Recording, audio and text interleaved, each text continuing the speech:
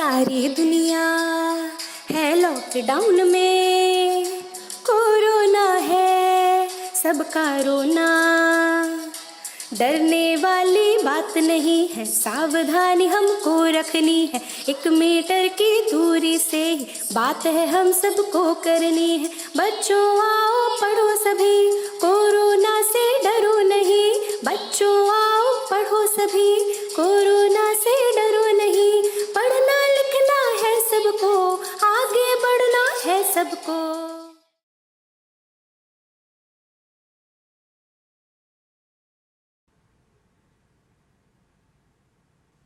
Hello students, मेरा नाम दिव्या जायसवाल है, रसायन विज्ञान प्रवक्ता AP Sen memorial girls inter college Lucknow से। स्टूडेंट्स, आज हम चैप्टर 2 की 4th क्लास करेंगे, बट आज की क्लास स्टार्ट करने से पहले एक रीकैप करेंगे कि हमने पिछली क्लास में क्या पढ़ा था। स्टूडेंट्स, पिछली क्लास में हमने अणुसंख गुणधर्म की डेफिनेशन करी और साथ ही साथ ये देखा कि अणुसंख गुणधर्म 4 होते हैं और ये 4 अणुसंख गुणधर्म हैं। जो पहला है वाष्प दाब का आपेक्षिक अवनमन, क्वथनांक का उन्नयन, हिमांक का अवनमन, और ये 3 कॉलिगेटिव प्रॉपर्टीज़ हम पिछली क्लास में पढ़ चुके हैं। और आज की क्लास स्टार्ट करेंगे हम परासरण दाब, उसके बाद हम पढ़ेंगे प्रतिलोम परासरण एवं जल शोधन, और लास्ट में पढ़ेंगे कि असामान्य मूलक द्रव्यमान तथा वैंट हाफ गुणक के बारे में। तो चलिए स्टूडेंट्स स्टार्ट करते हैं। और जब स्टार्ट करेंगे तो ज़रा एक बार फिर से अणुसंख गुणधर्म या कॉलिगेटिव प्रॉपर्टी की डेफिनेशन रिवाइज कर लेते हैं। ये वो गुण होते हैं जो विलयन में उपस्थित कुल कणों की संख्या तथा विलय कणों की संख्या के अनुपात पर निर्भर करते हैं, बट उनकी प्रकृति पे बिल्कुल भी निर्भर नहीं करते हैं।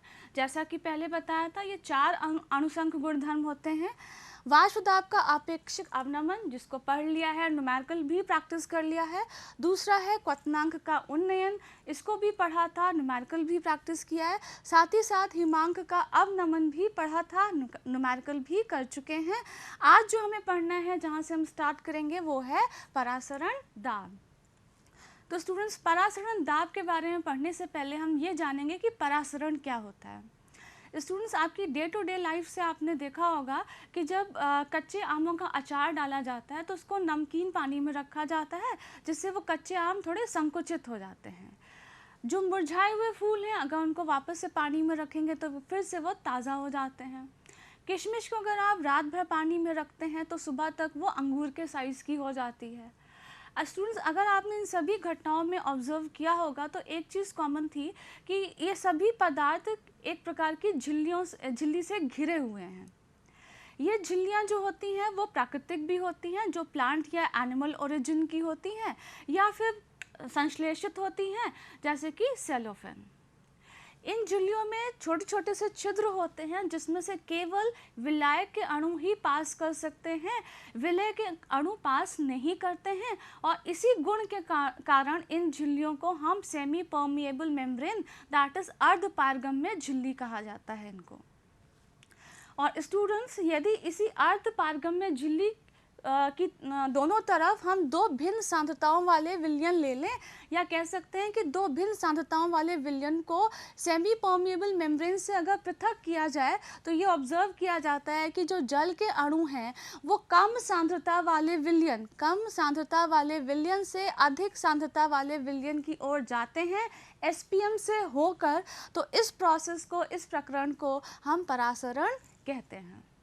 चाहे आप 2 भिन्न सांद्रताओं वाले विलयन का एग्जाम्पल ले सकते हैं, या आप एक तरफ विलयन ले लें और एक तरफ विलायक ले लें और बीच में SPM आपने अगर लगा दिया हो, तो इस केस में भी विलायक के अणु SPM से होकर विलयन की तरफ जाएंगे, और तब तक जाएंगे जब तक SPM के दोनों तरफ की जो सांद्रताएं हैं वो बराबर हो जाती हों। तो इसी प्रोसेस को हम परासरण कहते हैं। अब हम ये देखना है कि जब विलायक के अणु विलायक की ओर से विलयन की तरफ जा रहे हैं, तो उस तरफ अगर हम कोई प्रेशर लगाएं जिससे विलायक के अणु विलयन में प्रवेश ना कर पाएँ SPM से होकर, तो जितना भी प्रेशर हमें लगाना पड़ रहा है इस प्रवाह को रोकने के लिए, उसे हम कहते हैं ऑस्मोटिक प्रेशर या परासरण दाब, जिसको हम पाई से डिनोट करते हैं। यहाँ पे पाई है, ये परासरण दाब कहलाता है। और स्टूडेंट्स एक्सपेरिमेंटली देखा गया है कि at a given temperature T परासरण दाब है वो कंसंट्रेशन के डायरेक्टली प्रोपोर्शन होता है। और यहाँ पे अगर प्रोपोर्शनैलिटी साइन हटाना है तो कोई ना कोई कांस्टेंट लाना होगा जो कि आर है।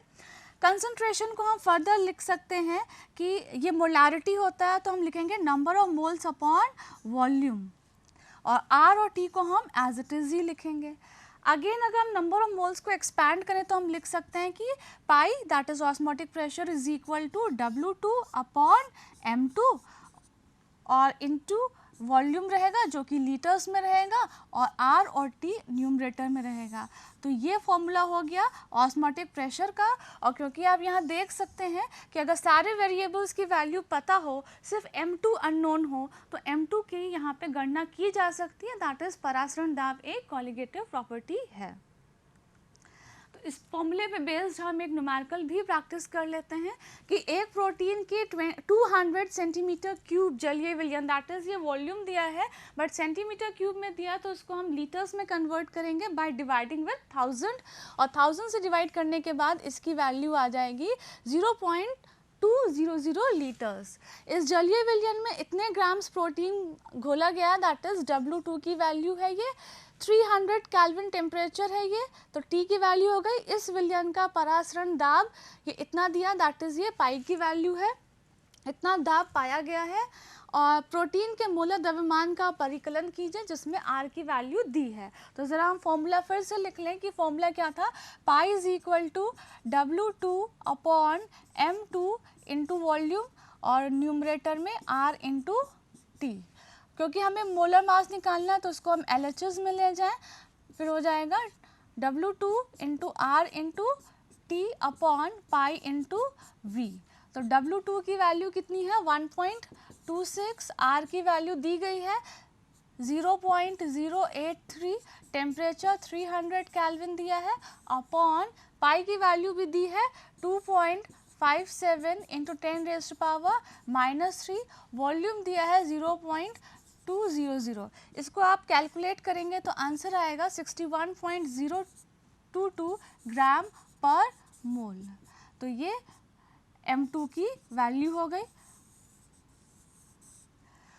तो हमने देखा कि कैसे न्यूमेरिकल भी प्रैक्टिस किया जा सकता है। नेक्स्ट स्टूडेंट्स आगे हम प्रोसीड करते हैं कि जब हमें किसी बहुलक का मोलर द्रव्यमान कैलकुलेट करना हो या किसी जैव अणु का मोलर द्रव्यमान कैलकुलेट करना हो, तो इन चारों कॉलिगेटिव प्रॉपर्टी में से सबसे बेस्ट कॉलिगेटिव प्रॉपर्टी हम लेंगे परासरण दाब विधि। ऐसा क्यों करते हैं, इसके लिए दो रीजंस हैं यहाँ पे।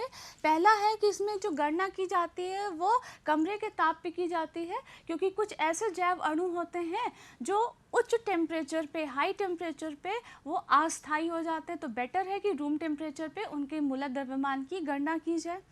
दूसरा है कि उनके जो मोलर विलयन में गणना की जाती है ये परासरण दाब विधि में, तो इसका एक फ़ायदा ये होता है कि अगर आप मोलर विलयन ले रहे हैं तो मोलर विलयन से तनु विलयन के लिए भी हमें अच्छे रिजल्ट्स मिलते हैं। तो स्टूडेंट्स आगे प्रोसीड करते हैं। अगर एक कंटेनर लिया है और बीच में आपने SPM लगाया है और दोनों तरफ दो विलयन लिए जिनकी भिन्न सांद्रता है, अब क्योंकि सांद्रता भिन्न है तो उनके परासरण दाब भी भिन्न होंगे, क्योंकि हम ये कर चुके हैं कि परासरण दाब और सांद्रता डायरेक्टली प्रोपोर्शनल होते हैं। लेकिन अगर मान लें कि SPM के दोनों तरफ जो आपने सॉल्यूशंस लिए हैं दोनों की सांद्रता भी सेम है और परासरण भी सेम है, तो ऐसे विलयनों को हम आइसोटोनिक सॉल्यूशन या समपरासरी विलयन कहते हैं। लेकिन ऐसा भी हो सकता है कि अगर दोनों की सांद्रता समान हो, ऑस्मोटिक प्रेशर भी डिफरेंट हो, तो एक का ज़्यादा है, दैट इज़ पाई1 को हम कह रहे हैं कि उसका मान ज़्यादा है और पाई2 मान कम हो गया, तो जिस विलयन का परासरण दाब दूसरे से अधिक होगा तो उसको हम हाइपरटोनिक सॉल्यूशन कहेंगे, दैट इज़ अति परासरी विलयन। और जिसका कम होता है परासरण दाब दूसरे की तुलना में तो हम उसको हाइपरटोनिक सॉल्यूशन कहते हैं और अल्प परासरी विलयन कहते हैं। आइसोटोनिक सोल्यूशन का अगर हम एक एग्जाम्पल लें तो स्टूडेंट्स जो इंट्रावेनस इंजेक्शंस दिए जाते हैं, अंतःशिरा इंजेक्शंस जो दिए जाते हैं, वो 0.9% NaCl सोल्यूशन के साथ दिए जाते हैं। क्यों? क्योंकि 0.9% NaCl सोल्यूशन या सैलाइन सोल्यूशन RBC से आइसोटोनिक होता है। तो स्टूडेंट्स आगे बढ़ते हैं प्रतिलोम परासरण पर। तो स्टूडेंट्स अभी जस्ट हमने सीखा कि विलयन की तरफ जितना भी हम दाब लगा रहे हैं जिससे विलायक के अणु SPM से होकर उसमें प्रवेश ना कर पाएँ, तो उसको हमने कहा वो परासरण दाब होता है। यदि विलयन की तरफ हम परासरण दाब से ज़्यादा दाब लगा दें तो अब प्रोसेस रिवर्स हो जाती है। अब सॉल्वेंट मॉलिक्यूल्स विलायक से विलयन की ओर जाते हैं। तो इस प्रोसेस को हम प्रतिलोम परासरण कहते हैं। और ये कब होता है? जब आप प्रेशर लगा रहे हैं greater than the osmotic pressure solution side पे लगा रहे हैं। प्रतिलोम परासरण को रिवर्स ऑस्मोसिस भी कहते हैं, जिसका अगर हम इनिशियल लें तो RO रिवर्स ऑस्मोसिस, यही घरों में सबके घरों में ये लगा होता है RO, और जो ये RO है वो रिवर्स ऑस्मोसिस के सिद्धांत पर ही वर्क करता है, जिससे आपको प्योर वाटर मिलता है। इसका एक एग्जाम्पल यहाँ पे दिया भी हुआ है कि एक कंटेनर लिया है, बीच में SPM लगा है, एक तरफ शुद्ध जल लिया है, दूसरी तरफ लवणीय जल लिया है। तो अगर ये सिंपल प्रोसेस हो रही है तो ये शुद्ध जल के जो अणु हैं वो लवणीय जल में प्रवेश करेंगे थ्रू SPM, और तब तक प्रवेश करेंगे जब तक दोनों तरफ की सांद्रता बराबर ना हो जाए। तो फिर हमने क्या किया, यहाँ पे पाइप जो है प्रेशर लगाया ताकि यहाँ पे लवणीय जल में विलायक के अणु या शुद्ध जल के जो अणु हैं वो प्रवेश ना कर पाएँ। लेकिन अगर हमने ऑस्मोटिक प्रेशर से ज़्यादा दाब लगा दिया तो अब लवणीय जल में जो विलायक के अणु होंगे वो शुद्ध जल में प्रवेश करेंगे थ्रू SPM, और इसी को हमने क्या कहा? प्रतिलोम परासरण। और इसका एक फ़ायदा वो होता है जहाँ पे जो समुद्र जल बहुत ज़्यादा अमाउंट में मिलता है, पीने के पानी की कमी होती है, तो ये रिवर्स ऑस्मोसिस करके प्रतिलोम परासरण करके समुद्र जल का विलवणीकरण करके उसको शुद्ध जल में, पेयजल में उसे कन्वर्ट किया जा सकता है। तो स्टूडेंट्स आगे बढ़ते हैं। असामान्य मोलर द्रव्यमान। तो स्टूडेंट्स साइंटिस्ट ने कॉलिगेटिव प्रॉपर्टी के थ्रू अननोन सॉल्यूट का मोलर द्रव्यमान ज्ञात करना बताया हम लोगों को, किस तरह से ज्ञात किया जा सकता है। तो जब तक नॉन इलेक्ट्रोलाइट के साथ वो एक्सपेरिमेंट कर रहे थे तब तक तो ठीक ठीक रिजल्ट्स आ रहे थे। जिस सॉल्यूट का या जिस ठोस का आप मोलर मास आप निकाल रहे हैं फॉर्मूले से, बिल्कुल वही मोलर मास आ रहा था जब आप कॉलिगेटिव प्रॉपर्टी से एक्सपेरिमेंट करके उनका मोलर द्रव्यमान निकाल रहे हैं। बट प्रॉब्लम कहाँ पे आई? जब वो इलेक्ट्रोलाइट्स के साथ डील कर रहे हैं, दैट इज़ KCl है, एसिटिक एसिड है, इनके साथ डील कर रहे हैं, तो एक्सपेरिमेंट करने पे जो उनका मोलर द्रव्यमान आ रहा था अनुमानित से या तो ज़्यादा आ रहा था या कम आ रहा था। तो इसी को कहा गया असामान्य मोलर द्रव्यमान। ऐसे मोलर द्रव्यमान जो अनुमानित या सामान्य की तुलना में निम्न होते हैं या उच्च होता है, तो उसे असामान्य मोलर द्रव्यमान कहते हैं। बट ये चीज़ें एक्सेप्टेड तो है नहीं, तो इसको करेक्ट करने के लिए वैन टॉप फैक्टर लिया गया I। इसको कैलकुलेट करते हैं कि I इज इक्वल टू सामान्य मोलर द्रव्यमान अपॉन असामान्य मोलर द्रव्यमान। I इज इक्वल टू प्रेक्षित अणुसंख्य गुण अपॉन परिकलित अणुसंख्य गुण। या तीसरा फॉर्मूला है संगुणन, दैट इज एसोसिएशन, या वियोजन, दैट इज डिसोसिएशन के पश्चात कणों के कुल मोलों की संख्या अपॉन संगुणन या वियोजन के पूर्व कणों की कुल मोलों की संख्या। तो स्टूडेंट्स देखते हैं कि प्रॉब्लम आई तो कैसे आई। हम एग्जाम्पल लेते हैं KCl का। अगर हम इसका एक पार्टिकल लेके चलें तो ये क्योंकि इलेक्ट्रोलाइट है, पानी में डिज़ोल्व करने पे हमें इसके 2 पार्टिकल मिलेंगे, K+ और Cl-। तो पार्टिकल की संख्या क्या हो गई? बढ़ गई, जस्ट डबल हो गई।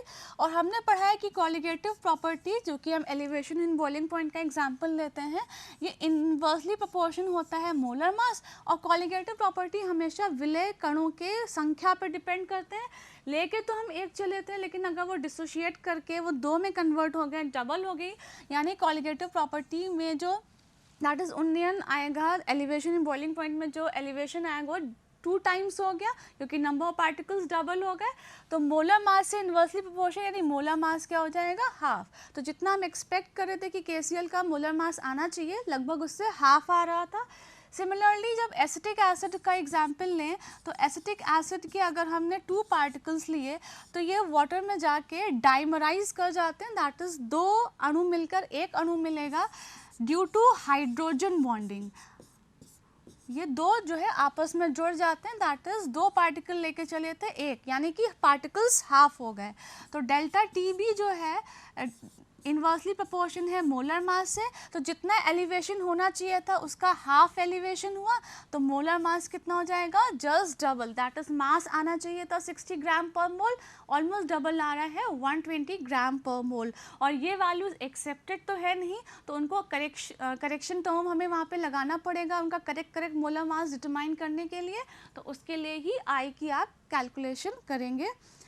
तो अब जो ये चारों कॉलिगेटिव प्रॉपर्टीज़ हैं, इनसे अगर हमें सही मोलर मास डिटरमाइन करना है तो उनके समीकरण को संशोधित किया गया आई लगा के। पहला क्या है, विलायक के वाष्प दाब में आपेक्षिक अवनमन, तो P1 naught minus P1 upon P1 naught is equal to I into N2 upon N1 संशोधित हो जाएगा।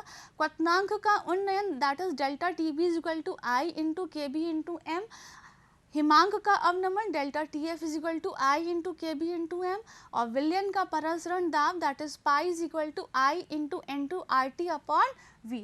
अब यहाँ से I लगा के अगर मोलर मास कैलकुलेट करेंगे तो बिल्कुल सही फॉर्मूला, जो फॉर्मूले से मोलर मास आता था वही इन फॉर्मूले से भी आएगा।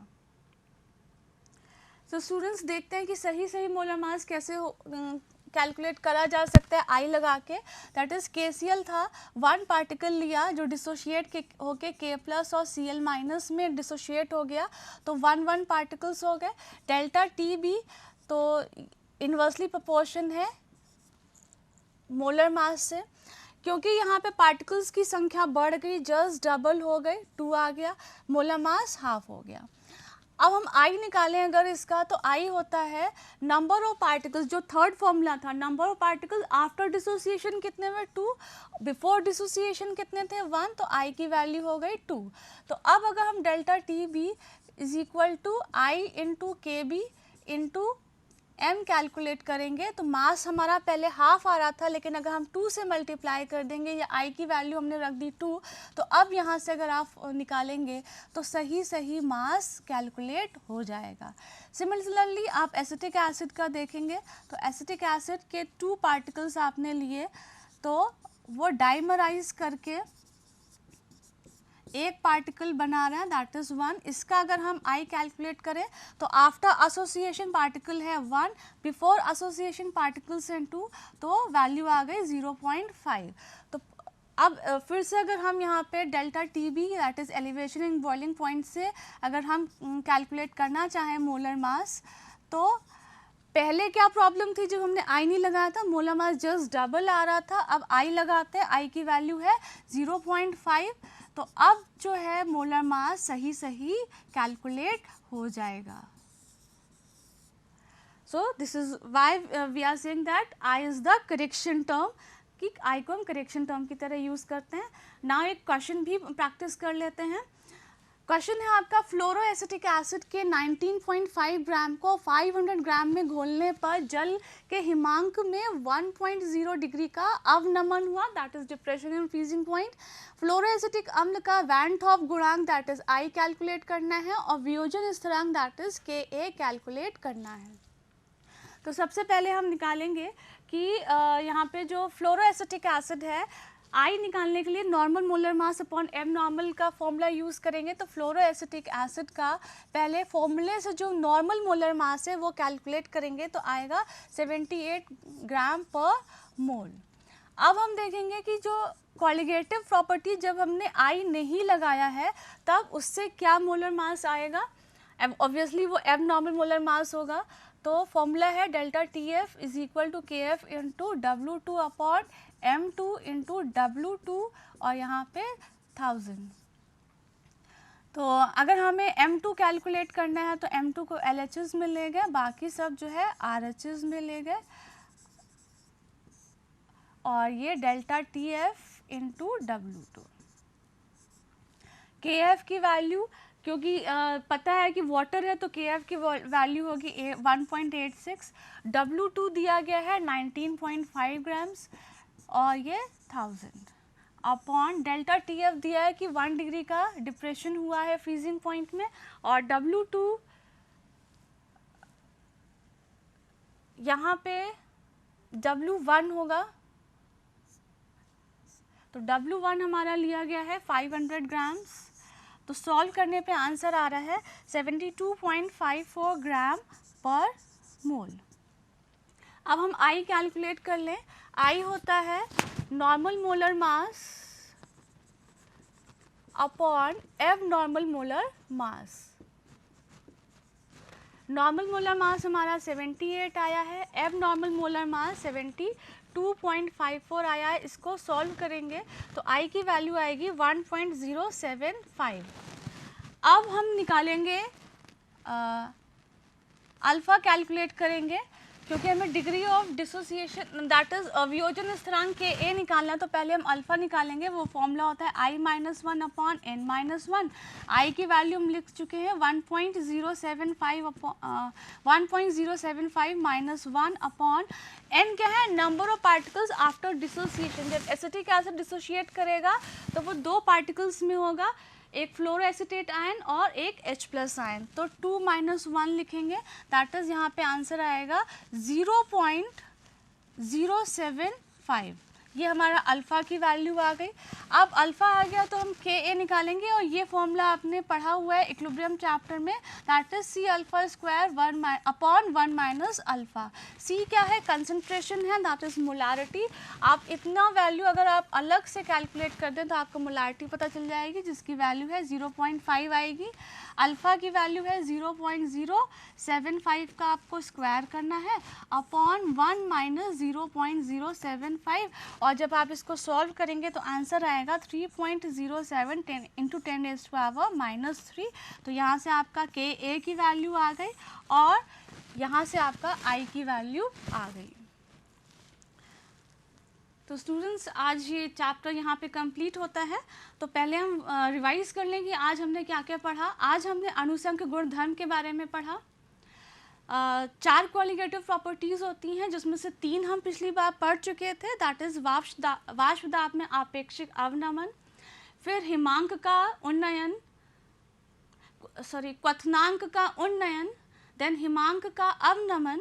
ये 3 हम पहले पढ़ चुके थे। आज हमने पढ़ा परासरण दाब, और उस पे बेस्ड हमने न्यूमेरिकल्स भी किए।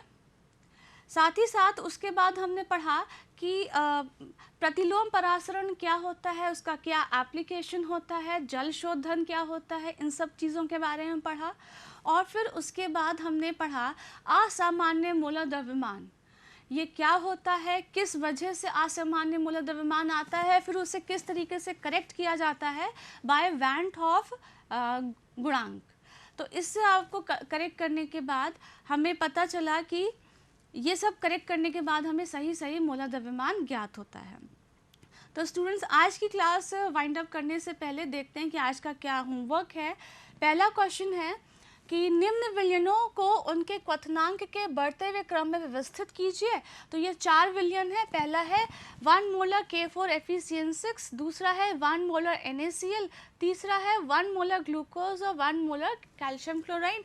तो आप देख रहे हैं मोलारिटी यानी कि कंसंट्रेशन सबकी सेम है, यानी यहाँ पे जो डिफरेंस आएगा वो I से आएगा। क्यों? क्योंकि यहाँ पे सिर्फ ग्लूकोज को छोड़ते हुए बाकी सारे के सारे इलेक्ट्रोलाइट्स हैं, यानी यहाँ पे I का रोल आएगा। तो पहले आप सबका I निकालेंगे, van 't Hoff factor calculate करेंगे और उसके बाद उनको उनके क्वथनांक के बढ़ते हुए क्रम में व्यवस्थित कर सकते हैं।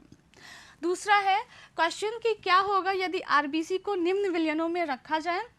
तो स्टूडेंट्स, आज की क्लास में मैं डिस्कस भी किया था कि आरबीसी जो है वो 0.9% सेलाइन सोल्यूशन के साथ आइसोटोनिक होता है, समपरासरी होता है। लेकिन अगर उससे ज़्यादा सांद्रता वाले विलयन में अगर उसको रख दिया जाए तब क्या आरबीसी पे प्रभाव पड़ेगा या क्या प्रक्रम होगा वहाँ पे, और अगर उससे कम सांद्रता वाले NaCl सोल्यूशन में रखा जाए तो क्या होगा, ये आपको इस क्वेश्चन में बताना है। तो स्टूडेंट्स, आज की क्लास से रिलेटेड या इस चैप्टर से रिलेटेड अगर आपको कोई भी स्टडी मटेरियल चाहिए या प्रैक्टिस क्वेश्चंस चाहिए तो उसको आप दीक्षा ऐप पे देख सकते हैं। बट उसके लिए आपको सबसे पहले दीक्षा ऐप डाउनलोड करना चाहिए, और मेरे ख्याल से अभी तक आप कर चुके होंगे। जिन्होंने नहीं भी किया होगा तो गूगल प्ले स्टोर या iOS से जाके आप ये ऐप डाउनलोड कर सकते हैं। साथ ही साथ ये वीडियो यूट्यूब पे भी अपलोड हो जाएगा, वहाँ पे आप देख सकते हैं। बट उसके लिए आपको उत्तर प्रदेश माध्यमिक शिक्षा विभाग के चैनल को सब्सक्राइब करना होगा। और भी अगर कोई क्वेरीज रह जाती हैं इस चैप्टर से रिलेटेड तो आप अपने कंसर्न टीचर से व्हाट्सएप क्लासेस पे आप अपने टीचर से डिस्कस कर सकते हैं, उनसे पूछ सकते हैं। So students, thank you for today, that's all.